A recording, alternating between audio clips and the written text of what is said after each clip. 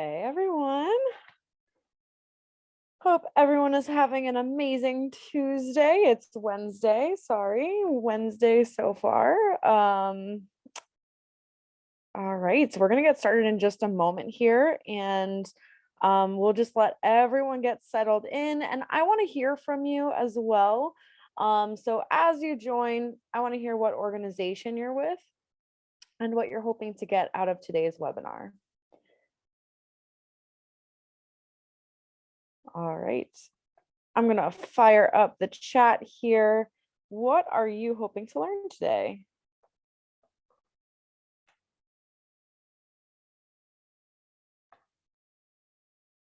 All right, we have a nice amount of people joining. I think we'll have more joining in just a moment, but I want to really just let everyone know that in case you miss anything, this webinar is going to be recorded, so don't worry. You'll get it in your inbox tomorrow. And I also just wanted to let you know you'll also get the slides as well. So don't worry if you miss anything, you can get the recording and the slides in your inbox. I'll be sending over a package of resources as well. So you can really just take full advantage of all of the learnings from today. So thank you everyone for attending. Welcome to Drive Donations and Change with a virtual/hybrid event for your cause. So I'm going to be mostly talking about virtual events, but I will also be addressing hybrid events as well. And a lot of what we'll be talking about is really focused on creating a conference-like experience for you to engage your audience with and engage them in your mission. So let me go ahead and get us started for today. So if you don't already know, this webinar is hosted by Community Boost. So Community Boost is a digital marketing agency, and we empower social ventures changing the world. So we work with some of the some small organizations to some of the largest organizations in the world to really help them scale impact. So like Cancer Research Institute, Habitat for Humanities. We also work with humane societies, Souls for Souls. And we are proud to say that we worked with 345 nonprofits directly last year to grow their digital marketing and ended up raising over $14 million in direct donation revenue generated. We also love to provide the resources and tools that you need to scale your impact at your organization. So one of the ways that we do that is actually through our nonprofit marketing summit and through webinars like these. Last year, we reached over 20,000 of you. I hope you were part of us working with us last year. And this year, we're only scaling up from here and reaching more organizations. And I'm proud to be on this amazing team. Right now, I think we're at 55 or 56 amazing team members.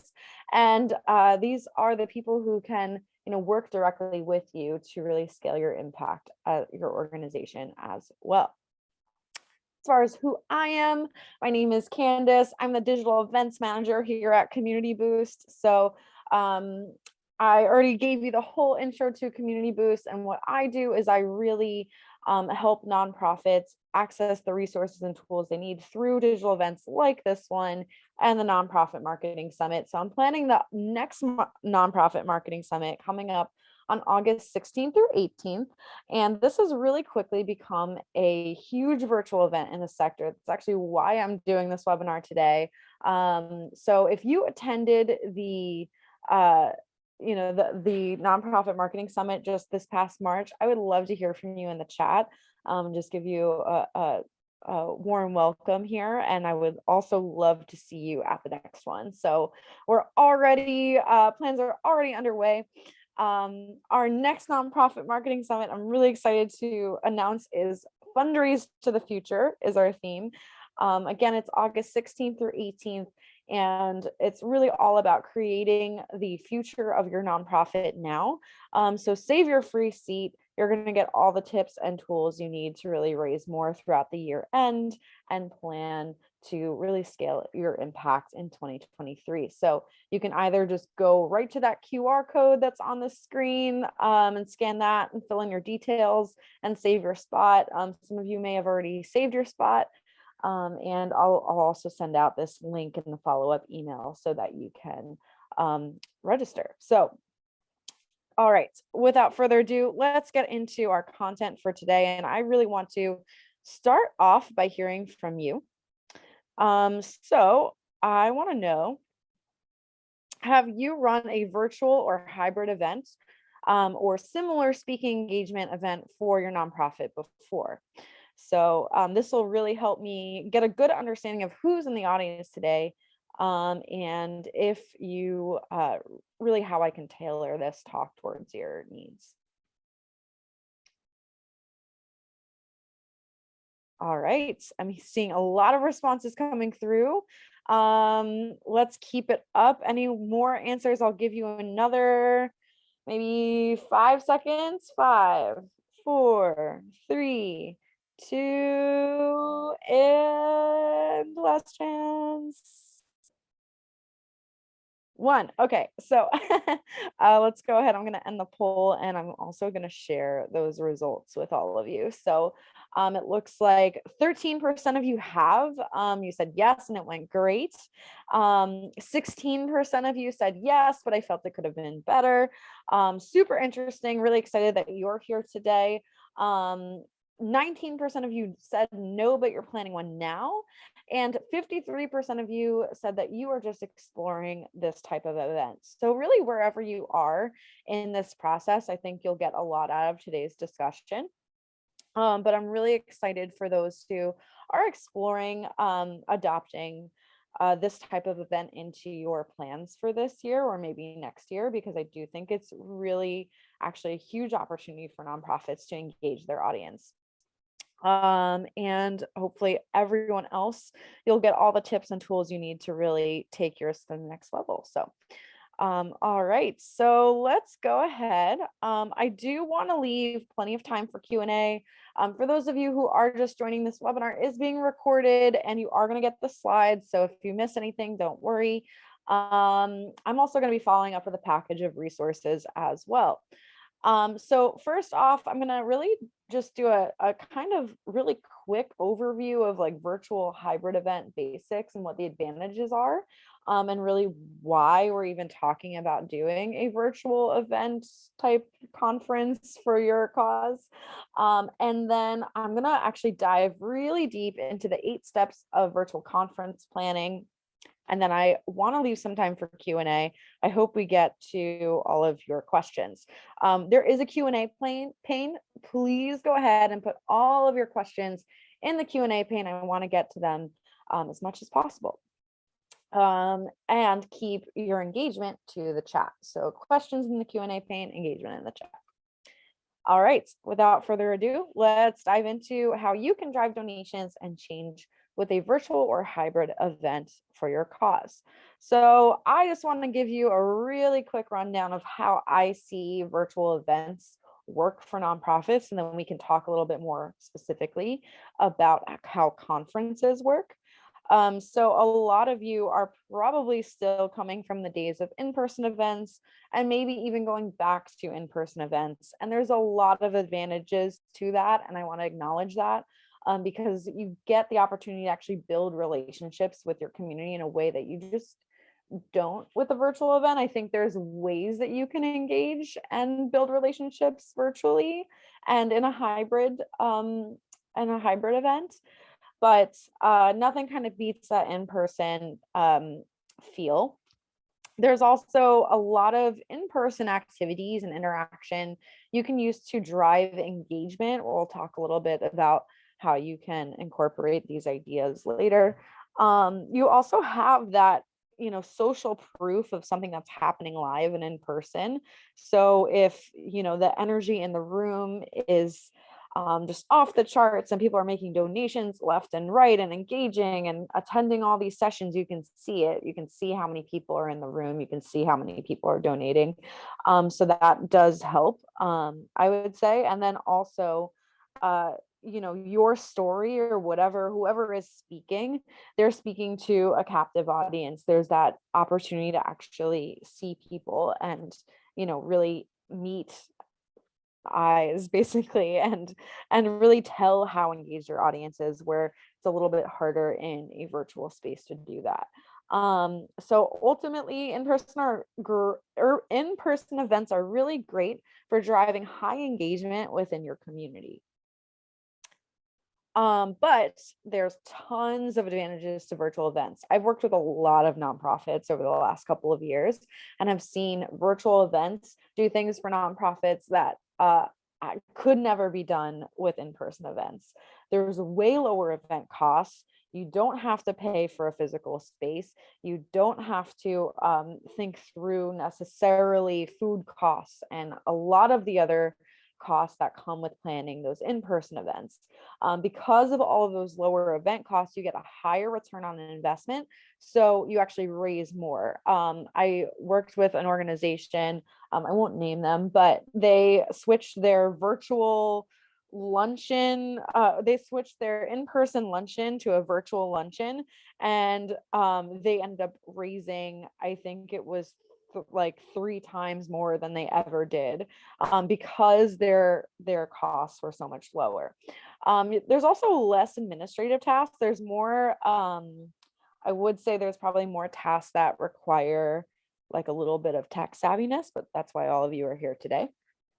And there's also a wider range of participants and supporters, where with a in-person event, you're stuck.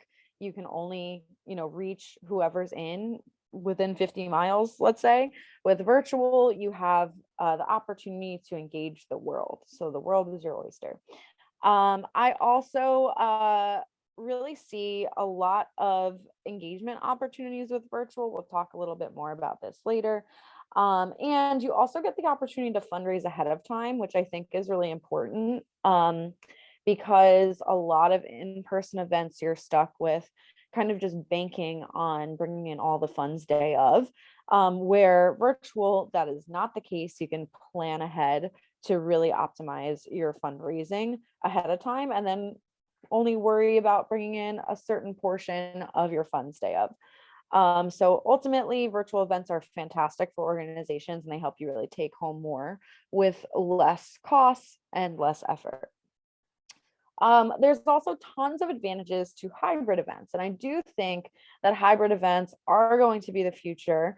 I think they're actually, already here now. Some of you may have already gone to some hybrid events, and I would love to actually hear from you in the chat, like how that experience was. I think hybrid events are fantastic because you get to capture the widest range of participants. You can engage with people locally in your community, and you can engage with people all over the world. And you get to be adaptable to your audience's needs and changing circumstances. Unfortunately, we're still in this crazy time where who knows, like Omicron 2.0 is just out apparently. And, you might need to switch to that all virtual event at any time. So hybrid actually gives you the flexibility to do both. There's also a very forward thinking approach here. I think it really does integrate the best things between online and offline, and really helps you ultimately capture the most donations possible. And yeah, you can basically drive donations online and in person, and you also get that relationship building opportunity. So ultimately, you drive super high engagement and end up raising more all together with hybrid events. So this is why you'll hear more about hybrid moving forward. And so when it comes to thinking about a conference, I want us to kind of consider what those advantages are and think about doing either an all virtual conference if it's your first time probably, or consider a hybrid approach that I think could also be super effective for your organization. So when you incorporate a conference or a similar style event into your plan for this year, it helps you both educate, engage, and activate your audience and your mission. So that's ultimately what our whole goal is, right? We need to get people to understand what your mission is all about, understand how they can get engaged in your mission, and your cause and actually participate. And it gets them motivated to do all of that. So I think a conference really does actually meet a lot of the needs of what your organization is probably trying to do throughout all of your different marketing and fundraising strategies. So you are thinking about doing a conference for your cause. Where do you begin? That's really what we're getting into today. And so I'm going to go into the 8 steps of planning a virtual or hybrid conference for your cause. So we're going to start with the general event plan. We're going to talk about speakers and how to engage partners as well. Thinking about doing a sponsorship plan and what you want to really see come from that. We're going to also think about doing technology and software, like what you're using to actually host it is a big thing. So we'll spend some time going into the details on that. Thinking through of how you can actually plan for the day of so that you have the best experience for yourself, your sponsor, speakers, registrants, and all of your supporters. Just some quick tips for running the conference day of. I actually won't lean into that too much because a lot of what you do to prep will make the conference great. And thinking through a follow-up plan. And I wanted to save the best for last, which is thinking through how you're actually marketing it and getting it in front of more people so that you can really engage people to register and attend live. Before doing all of that, I do want to just reference that there might be more sources than this. This is what I thought of, but when you are considering what your plans are, you also would really need to consider how you are driving revenue for your organization. So where are the funds coming from? What can you be doing and incorporating into your plans so that you really do drive home a high return on investment? And so I think there's 4 main revenue drivers.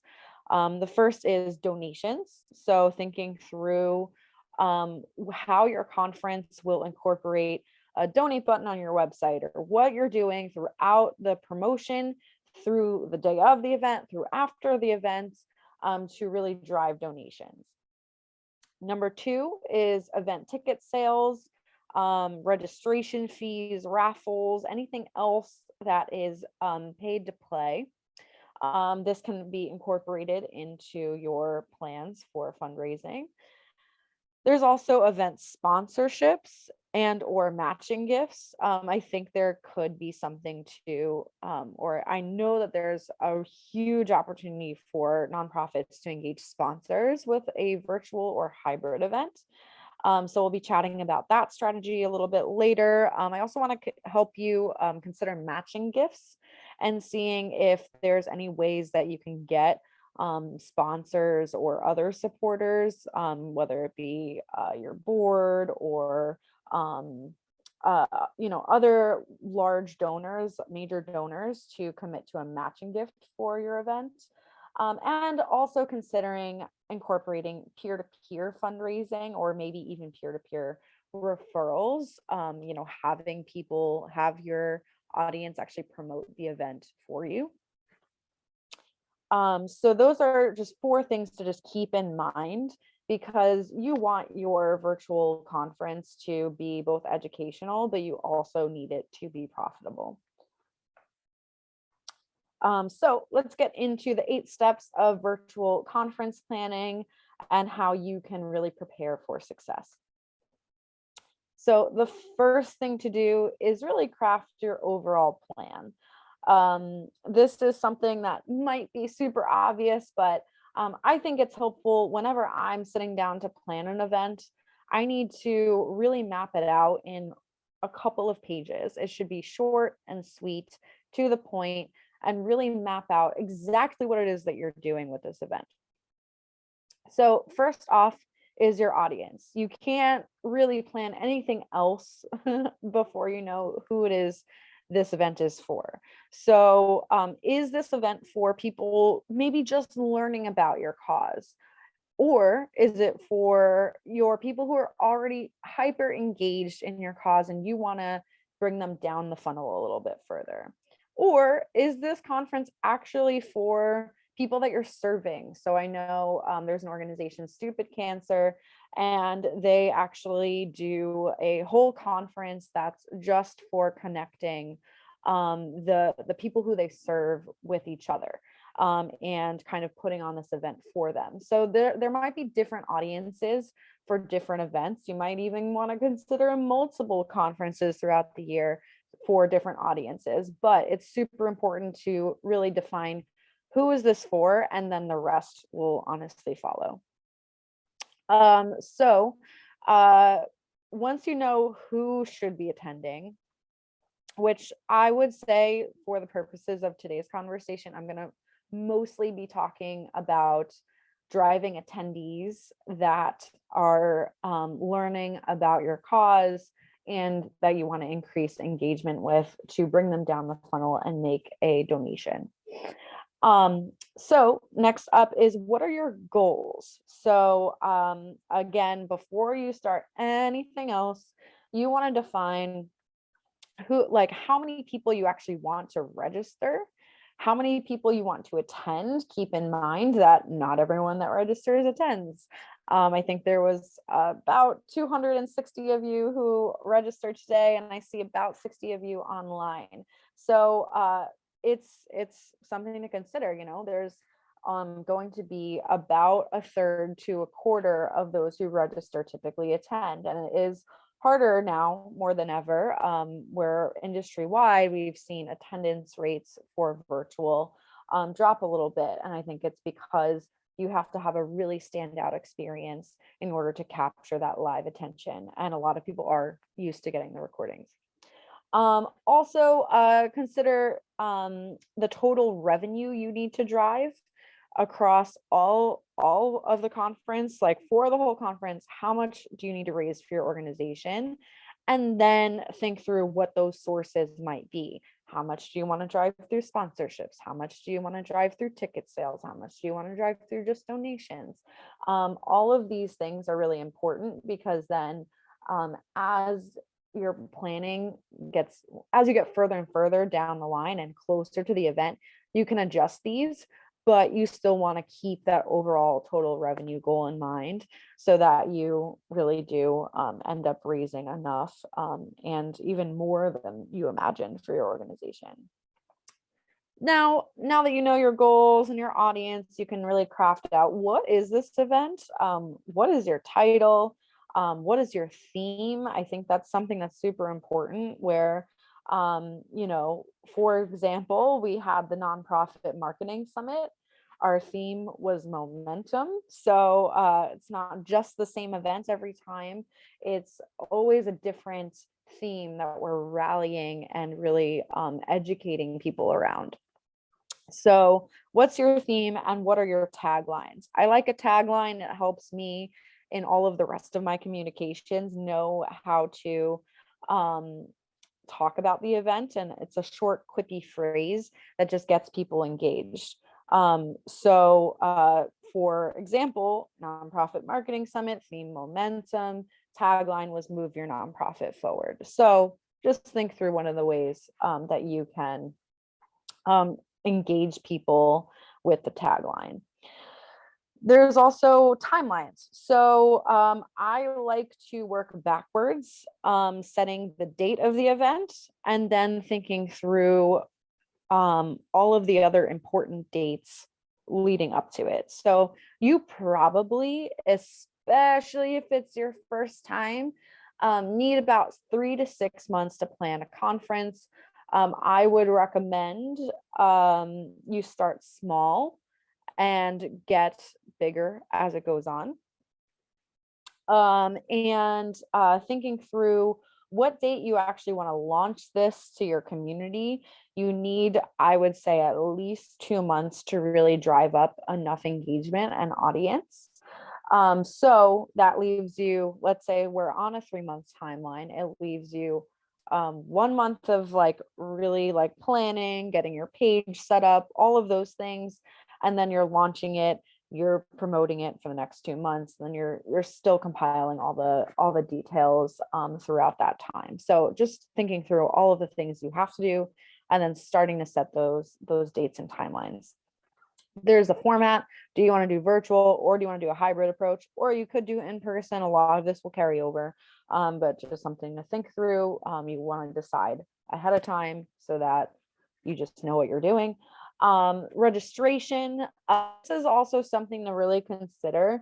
And it's really, however, you want to consider how you have registration to be in line with your goals. So if you are looking for a lot of people to register, we wanted 15,000 people to register for the Nonprofit Marketing Summit.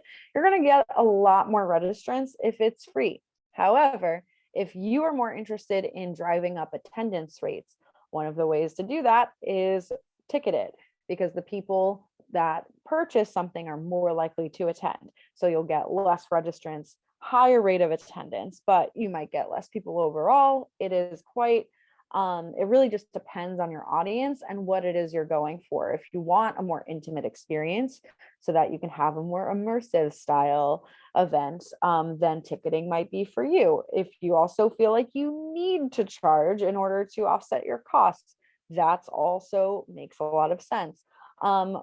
For us, we went with a more freemium model where it was free to attend, but you also had the opportunity to upgrade to a VIP pass. And so we created this whole value around what you actually get with that VIP pass.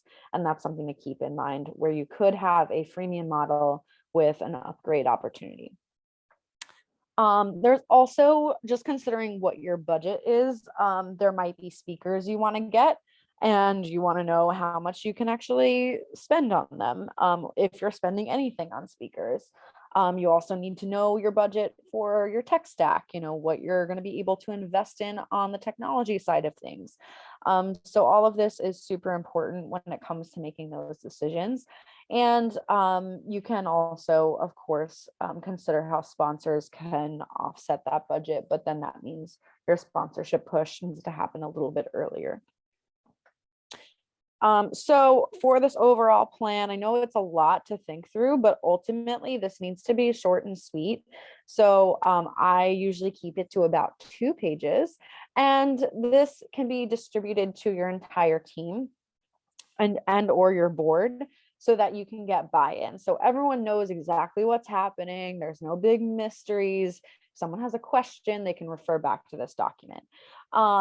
There's also, when you are thinking about this overall plan, I do want you to start thinking about, you don't have to map every little detail out, but considering the overall engagement. So that's something that I referenced earlier, is a challenge of virtual, is that it is hard to engage. So like with all of you, I see you engaging, which is awesome. But a lot of the ways that you increase engagement is asking questions, having polls. I personally love to do giveaways. It's super fun, and it gets people really engaged during the live opportunity. I also think there's a lot of great ways I've seen organizations take like more of a hybrid approach to it too, where either they do like a virtual walkathon alongside their virtual conference, throughout. They're encouraged to walk, do a 5K walk during the conference or beforehand. Or there's local volunteering opportunities where they're encouraged to either volunteer on their own, or maybe certain people in certain cities set up volunteering engagements where they can go and pick up trash on the beach, for example.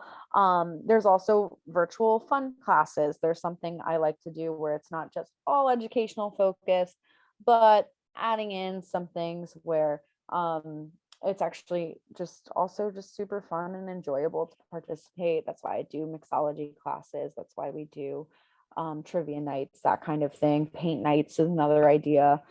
So just consider like all of the things that you've probably started to do or have thought about doing throughout the last couple of years. These are all things you can also incorporate into the conference, because a conference is really just a giant version of a webinar or all of your other virtual events that you've done. So don't think of it as this big event.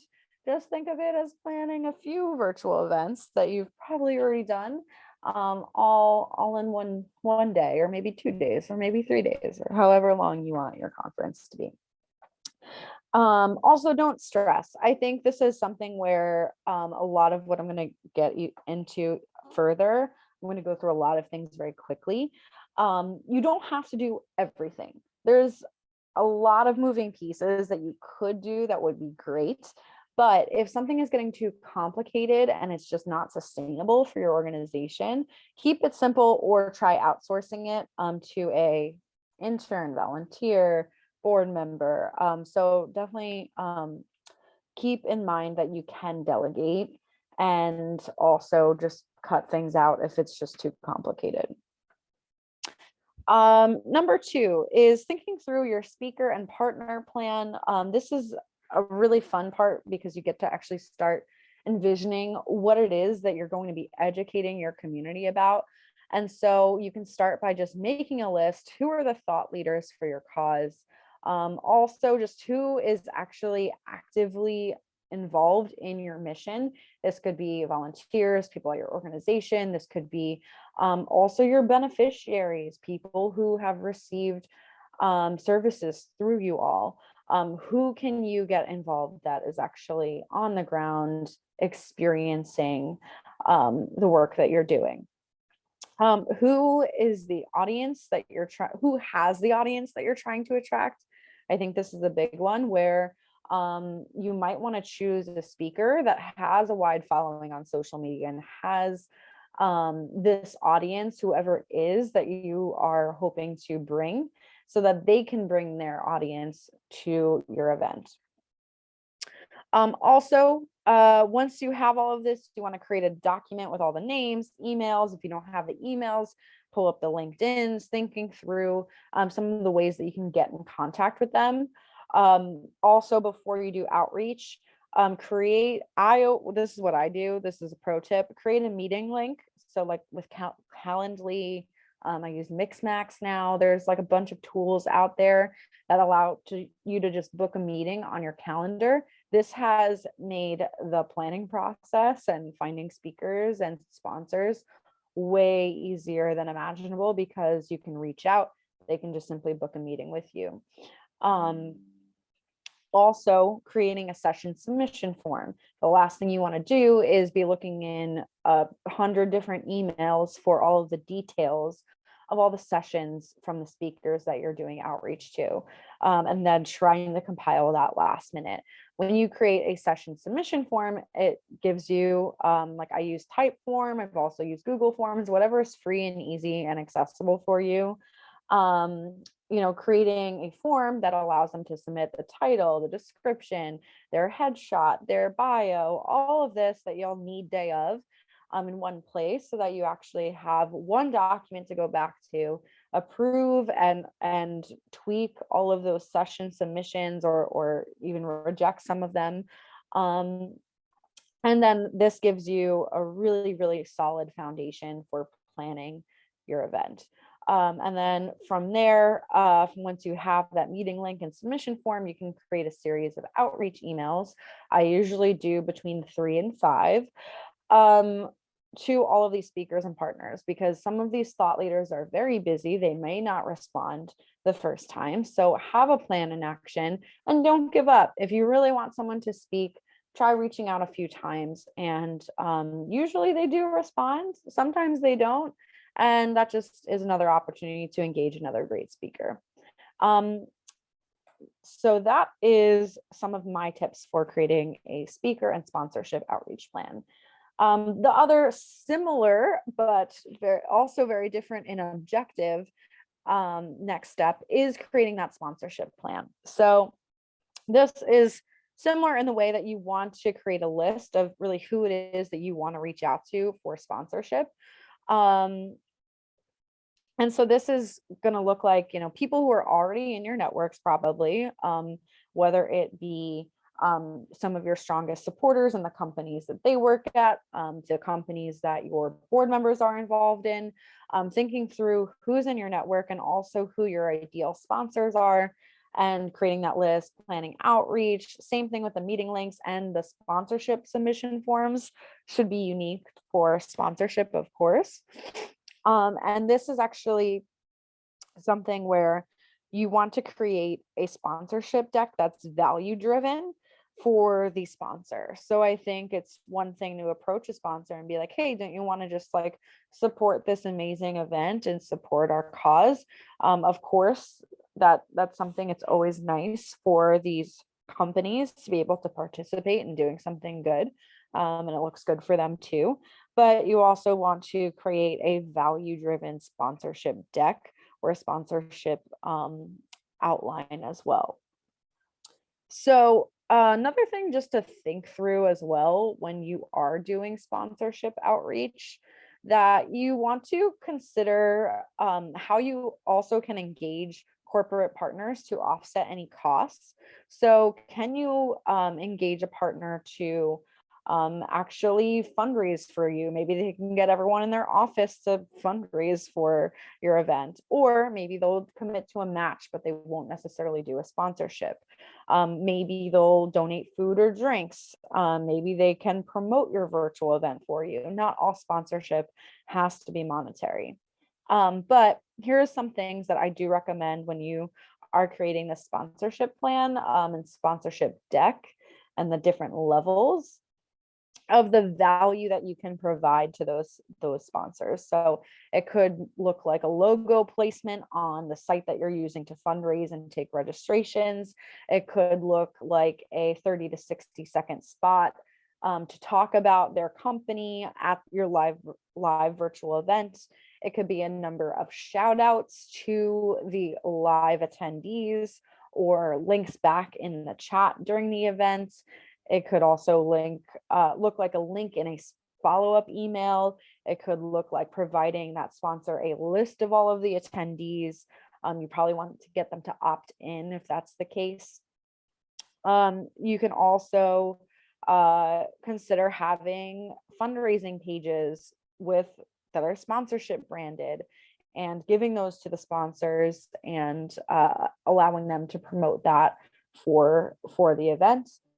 So if they're going to be more like fundraising for you, that's something that you want to consider, is like, how will they be fundraising for you and what tools can you provide to help them do that?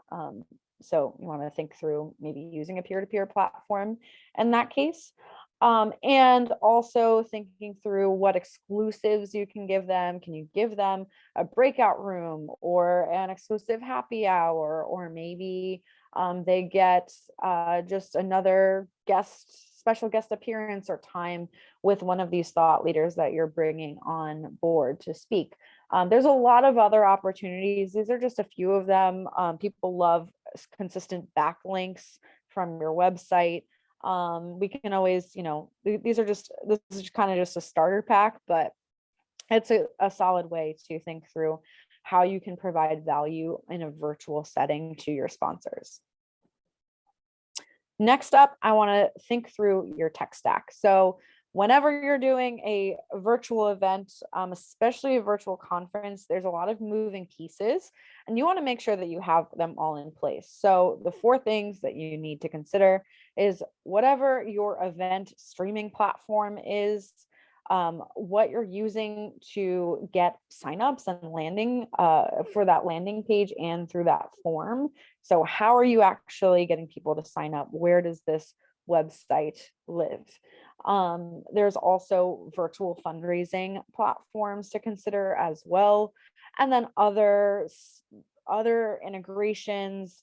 What do you need to basically connect all of these things together? So my pro tip for you is to try and make it as easy for yourself as possible, because there are a lot of moving pieces and you want to make sure that all of your technology talks to each other. So for best practices, you do want to keep it all in one place whenever possible. So make sure whatever CRM or donor management system that you're using, you want your tools to all connect with that.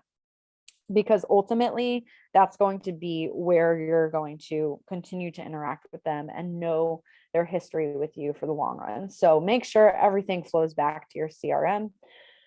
You also want to choose your virtual event platform. So Zoom actually has updated their virtual event. They do have like a virtual event platform that I haven't actually looked at in depth myself, but I think they do have that elevated virtual event experience. We personally used Welcome for the Nonprofit Marketing Summit. It gave like a really nice, elevated, clean, I think good experience all around. AirMeet is very similar. I do recommend Classy. Classy actually just launched a virtual streaming event platform, and theirs is, of course, integrated within their fundraising platform as well. So if you're looking to get something simple that does keep everything in one place, Classy might be a good fit for you. And you want to think through building that landing page. So where are you driving people to register for this event? Is it a landing page that you actually build on your website, or are you using an external landing page tool like we did? So we have something called ClickFunnels. We have also a whole platform. I won't even get into it, but do you want to use either your website or an external landing page tool? Or do you simply want to use the event platform page? So you can build just a page on AirMeet or in Welcome or in Zoom or in Classy that has, all the details of your event on one really super simple landing page. You just want to ensure that wherever it is that you build this landing page, you are able to list all of your speakers, all of your sessions, and acknowledge your sponsors on that page. So just think through what your plan is for that.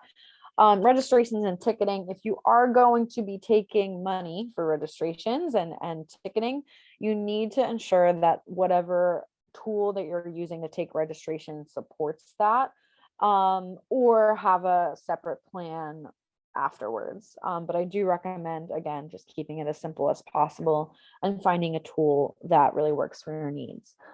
Same thing with donations. How do you plan to actually drive gifts beforehand and day of?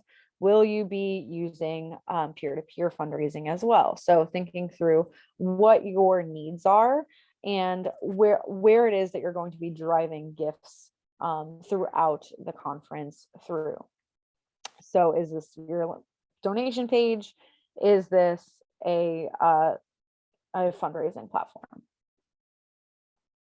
Okay, number 5. We're getting through it. I know there's a lot here. So when you are considering planning for the day of the event, you want to consider 4 basic things. The first thing is to create your schedule for the day of. So now you have all of those submissions, hopefully you can start actually plugging them in. I like to just have it on my Google Calendar. I'll map out, this session at this time, this session at that time, and then invite everyone. I'm going to give very clear instructions on the page. There's also, you can plan for back end support as well, or really support whoever is actually hosting or running the event with you. You want to ensure there's more than just you. It's really hard to do an event like this where there are a lot of moving pieces without proper assistance in place. So you want to consider who it is that's introducing the speakers, who it is that's going to be your producers that welcome people into the event and put them on the stage or take them off the stage, who's going to be troubleshooting as well, who's going to be taking video, or are you taking video, or are people just using their webcams? You want to make those decisions and have some plans in place for how it's actually going to run day of. Next, you want to make sure that you keep everything on track. So you get your schedule together with your speakers and you have your sponsors and you have these hosts and producers and people working with you. It is really super, super, super important that you communicate with your speakers, sponsors, hosts, and producers to ensure everyone knows what they're doing, and I'll have some more tips for you in a second on that. Next up is to create the materials you need for day of. Do you need slides in between the speakers? I recommend it. You need a run of show. This is something that I think is a non-negotiable if you're doing a conference, or really any type of event. I think it's really helpful. So here are some best practices for you for the day of. You want to set early deadlines for sponsors and speakers. So what do you actually need from your sponsors and your speakers? Whatever it is that you need, you want to review their decks, you need their headshots for the website, you need this, that, and the other thing. All of that needs to be moved really, really far up, because personally speaking, and it's of no fault to any speakers and sponsors, but you are going to be paying way more attention to your event than they are. So you need to set early deadlines and kind of plan for them to be missed so that you can communicate and have everything together by day of. Also, something you want to do is think about tech training. A lot of the people who are going to be speaking or involved in one way or the other might not be familiar with the technology that you're using. So it's really super important that you ensure that everyone who's speaking or part of this event knows the platform that you're using and is prepared to use it day of. We did a lot of training sessions where we did one-on-one trainings with a lot of our speakers, and we also did a group training session to ensure that everyone had the opportunity to get on, use their camera, use their audio and video, share their screen, so that they were all set for day of. Role training for hosts, producers, and anyone else who's assisting you. It's super important that they know exactly what their responsibilities are. I almost write out like a job description and communicate to that, and then also do a training session with them so that they know how to troubleshoot should anything come up their way. Again, you want to plan those extensive communications. Over communication is way better than under communication. For example, I did a weekly email to all of our speakers and sponsors so that everyone knew what deadlines were coming up, what things I still needed from them. And this really kept things moving on track. And then consider doing maybe daily emails in the few days leading up to it. Have a backup plan. Not everything, especially if you're doing it live, you could do pre-recorded sessions and just have maybe like live Q&A. That's something I do see people doing. I opted for all live. I think it does create a better experience overall because it's, people know that it's happening live, and it just switches the experience for the participant. So have a backup plan. Consider that not everything is going to go exactly as planned. Some people might have tech issues. Some people might get sick that day. What is your backup plan? Are you going to be able to run slides for them? Are you just going to have like a nice coffee break slide go up and, hey, this session didn't work out, come back in a half an hour. Have those things in place so that there's not a panic when something doesn't go exactly as planned. You also want to create some break slides. This is something that you've seen if you did participate in the Nonprofit Marketing Summit. Break slides are important. It directs people to where to go. It also keeps people engaged.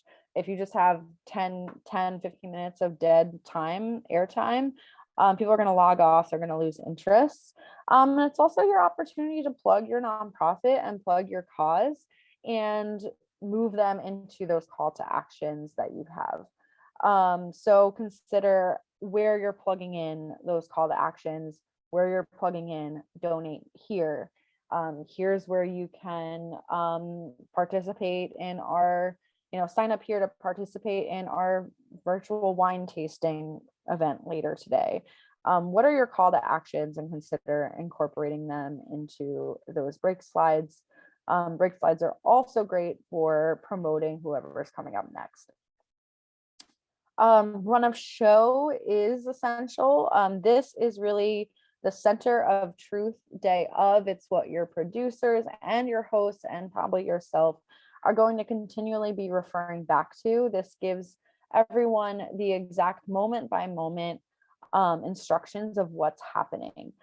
This is essential, and it's going to take some time for us. I think I had maybe at least 35 pages for each day in each room.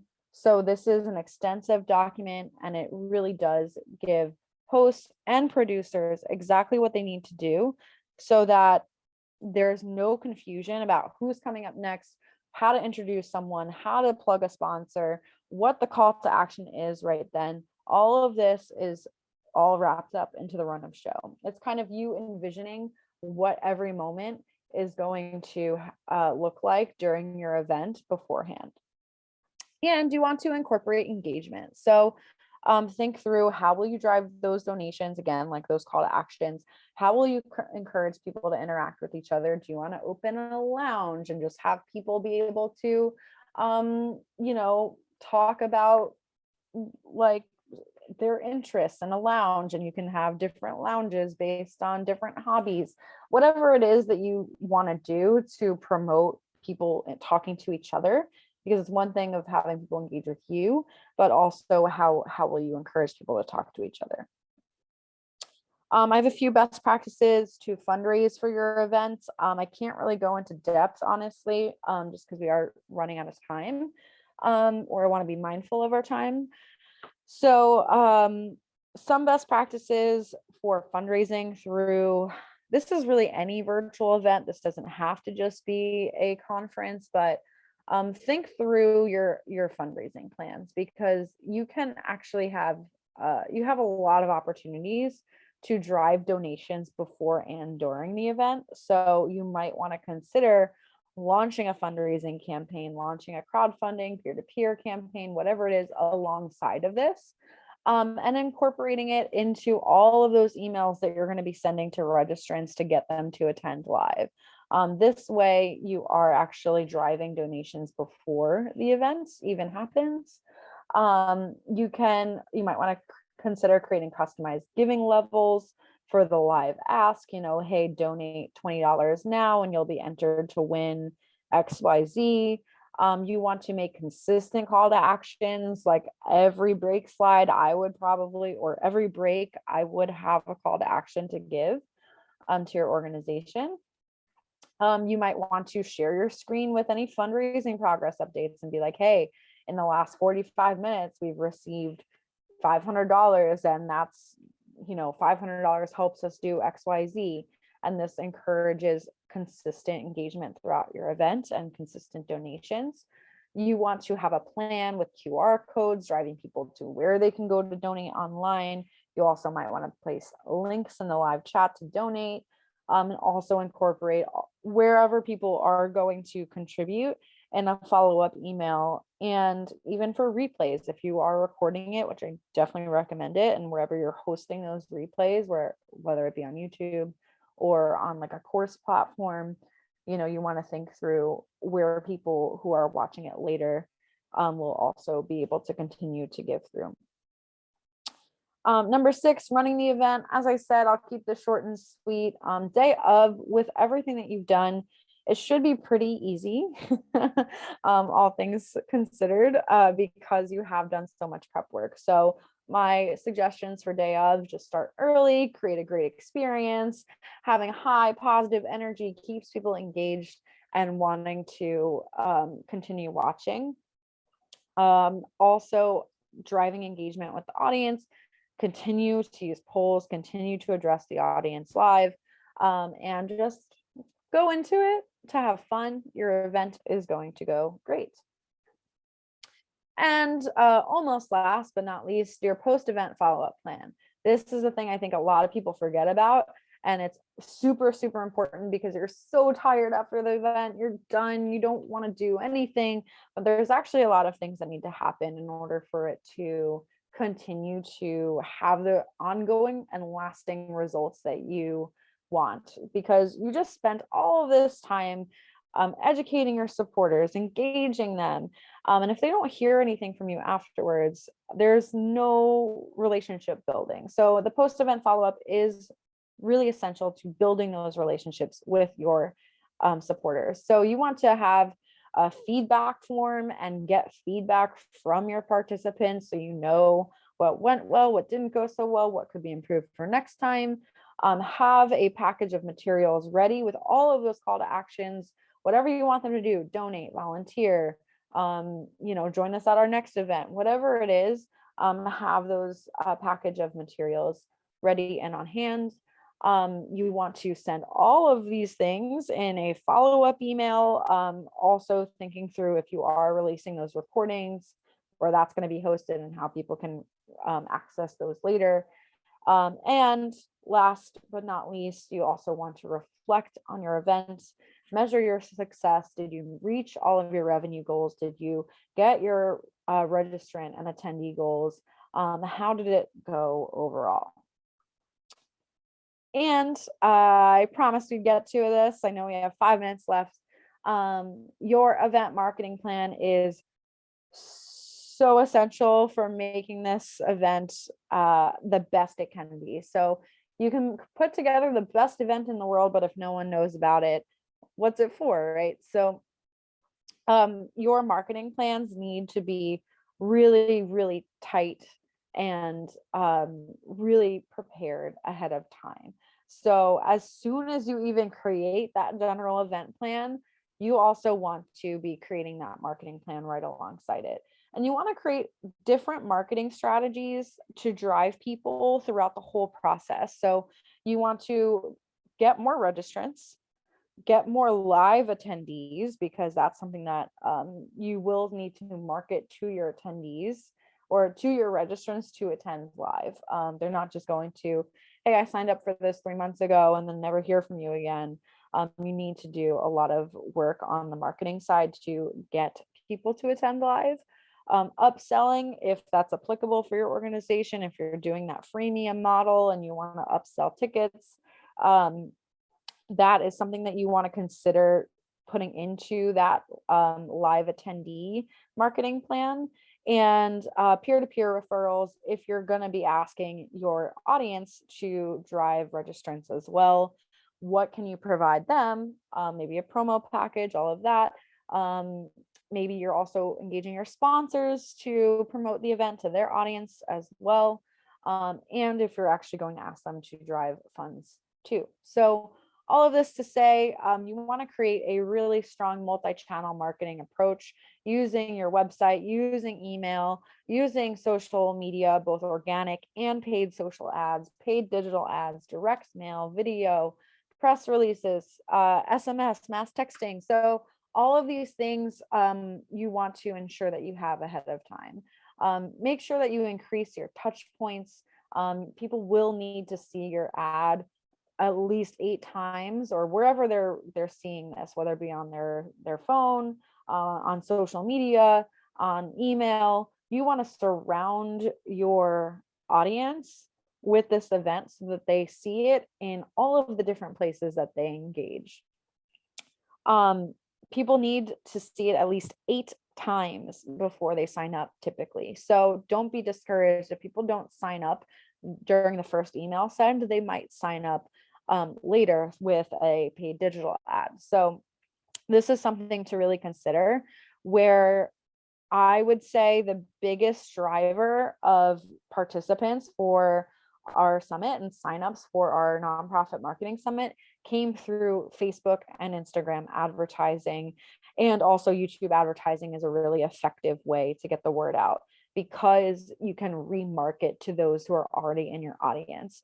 Because it does take so much effort to increase touch points to get this in front of people in so many different channels. When you have Facebook and Instagram ads running in the background and YouTube ads as well, it does give your audience the feeling that, hey, this is everywhere and I can't miss it.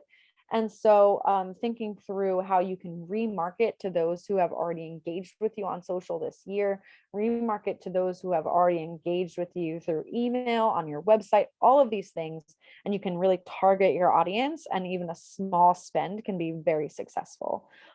So all of this to say, if you want to get started with a marketing strategy for your nonprofit's next big event, whether it be a virtual conference or hybrid conference or a different virtual event, we would love to chat with you, and we can chat through your Facebook and Instagram marketing strategy and consider doing paid YouTube advertising and so much more. So we'd love to offer you that free one-on-one marketing strategy session. You can scan the QR code. I'm also going to put the link right here in the chat. And please go ahead and take advantage of this. It's free, and we would love to chat with you about your events. All of this also to say, if you have more questions for me, and I know we didn't get much time to do Q&A, I'll stay on for the next few minutes so that I can get to a couple of the questions that have been submitted so far. But if you have more questions for me and want to really just pick my brain, feel free to go ahead and email me at candace@communityboost.org, and I would love to chat with you. So Karen, yes, this presentation will be available. You'll get it in your inbox tomorrow. So please go ahead and keep an eye out for that. Nadia asked, what is the recommended time for a virtual event? 2 hours, 6 hours, all day? I mean, it just depends on what your goals are. I would recommend starting small and building it up. The first nonprofit marketing summit that Community Boosted was, I think, maybe 6 hours. And now we're 3 days. So it definitely builds over time. So I would start small and build up to a longer event, because you're able to kind of gauge interest and also really know how to engage. All right, let's see. Someone else asked, so we're having a nationally known entertainer come this fall to do an intimate performance seating 200-ish. How can we set it up so folks who can't get seats can pay to see it via Facebook Live or however? Yeah, this is a great question. So I would say, of course, you want to plan those logistics of, you probably need someone doing camera work, and connecting that to a live stream. You'll want to use a platform of some kind, whether it just be a Stripe checkout page, or it could be a tool like I believe the one Classy just released, using a tool that will enable you to sell and take tickets. I know Cosvox has a ticketing platform, so looking into ticketing platforms, Eventbrite could be super easy, so that they get the secure link to view wherever it is that you're streaming to. So I would say you might want to consider streaming to something that's gated, like a Zoom webinar, or like I think you probably can create a private live link as well. So just trying to think of how people can access it only through a link, so that you are able to sell tickets through a ticketing platform ahead of time. All right, well, that is it for me. I know I didn't get to some of your questions in the chat. How was this for you? Was this helpful? Do you have more questions? I would love to. I do have a few more minutes. I can stay on and spend a few more minutes with you. Does anyone feel more comfortable and prepared to plan your next big virtual event, be it a conference or other?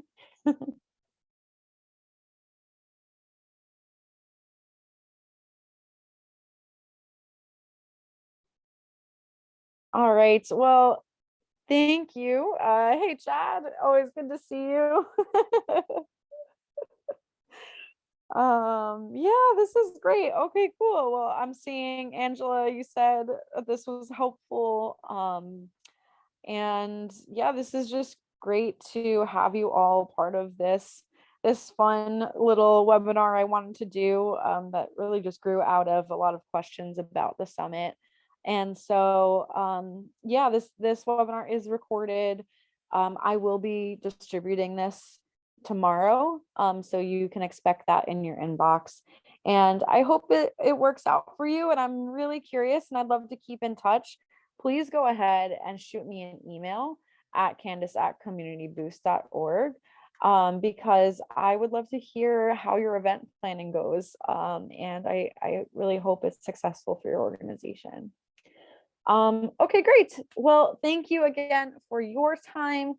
And I look forward to seeing your events in the future. Please go ahead, book that one-on-one strategy session, and we can take care of your advertising for you, Facebook ads, YouTube ads, and help you get more registrants for your organization's next big event. So, all right.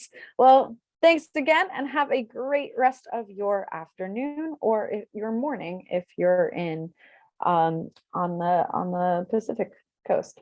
All right. Thanks again, everyone.